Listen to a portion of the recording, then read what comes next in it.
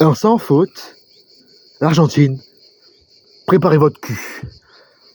Yo les gens, c'est le footballeur parisien, j'espère que vous allez bien, moi ça va. Alors aujourd'hui on se retrouve pour une toute nouvelle vidéo, débrief du match entre la Nouvelle-Zélande et l'équipe de France dans le cadre du troisième match et dernier match de poule de ces Jeux Olympiques. Victoire 3-0 de nos Bleus. Mais avant de commencer, j'aimerais quand même mentionner les commentateurs désastreux de Eurosport. Donc ceux qui ont regardé Eurosport, force à vous.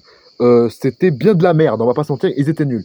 Bref, n'hésitez pas à mettre un maximum de pouces bleus, on est parti, let's go. Alors déjà là, l'énorme différence entre les deux premiers matchs, c'est que là, on a eu du jeu. On a eu une équipe qui bougeait, une équipe qui était dynamique, une équipe qui n'était pas statique. Ça proposait du jeu, ça tentait même des frappes de loin. C'était quasi parfait. Il y a des petites erreurs encore à rectifier au niveau technique, mais sinon, dans la globalité, c'était vraiment pas mal. Désiré Doué est exceptionnel. Ce joueur, il nous le faut au Paris Saint-Germain, pas pitié, même s'il y a la concurrence énorme du Bayern. Excusez-moi, j'ai un peu de vent, je suis dans, c'est normal, il n'y a pas de souci, ne vous inquiétez pas, c'est normal. Du coup, je disais oui, Désiré Doué, il ne faut au PSG, ce mec est absolument trop fort. Il nous le faut au Paris Saint-Germain, il faut qu'on double le Bayern, même si ça va être très compliqué. Mais il nous faut au PSG, ce mec est fort, bref. Ensuite, nous avons Cherki. Alors, en première période, Cherki, j'ai pensé au bout d'un moment, parfois en fait, Cherki, il se prend pour Neymar. Pour moi, il se prend pour Neymar. Il pense qu'il doit dribbler tout le temps, surtout sur une action en première période où, à un moment donné, il peut dribbler, il passe, et à un moment donné, il doit passer, il dribble. Ce mec est aléatoire. Pour moi, Cherki, en fait, j'ai du mal avec ce joueur parce que il fait des choix parfois. Il fait beaucoup, parfois, les mauvais choix. Je ne sais pas si c'est français, mais on s'en fout. Il y a aussi Olise, il est rentré, oui, il a été bon. Dans la globalité, l'équipe a été bonne. Le gardien néo-zélandais a été bon aussi, malgré les 3 buts qu'il prend. Mais il ne peut rien faire, le pauvre. Qu'est-ce qu'on pourrait dire d'autre aussi Loco a fait un énorme match et pourrait potentiellement prétendre à jouer vendredi contre l'Argentine. À voir. Entre lui et Truffert, c'est à voir. Bref.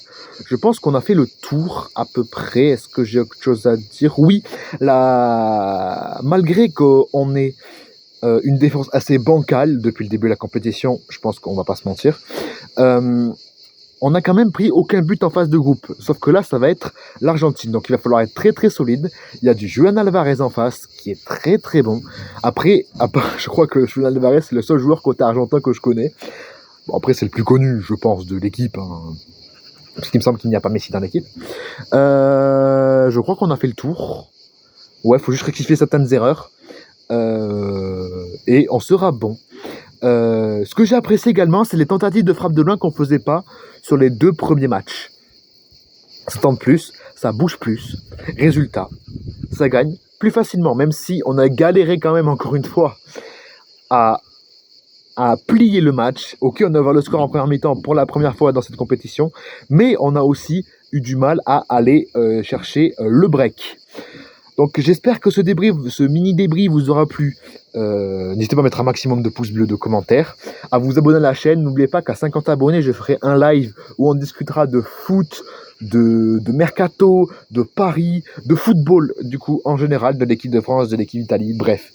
On discutera de tout. N'hésitez pas à mettre un maximum de pouces de commentaires comme je vous l'ai dit précédemment. Allez voir la description, à vous abonner à ma chaîne principale, à vous abonner à ma chaîne Twitch, à venir rejoindre le Discord. Sur ce, c'était le footballeur parisien. Prenez soin de vous. On se retrouve du coup samedi à 16h pour le débrief de France-Argentine. Ciao les amis.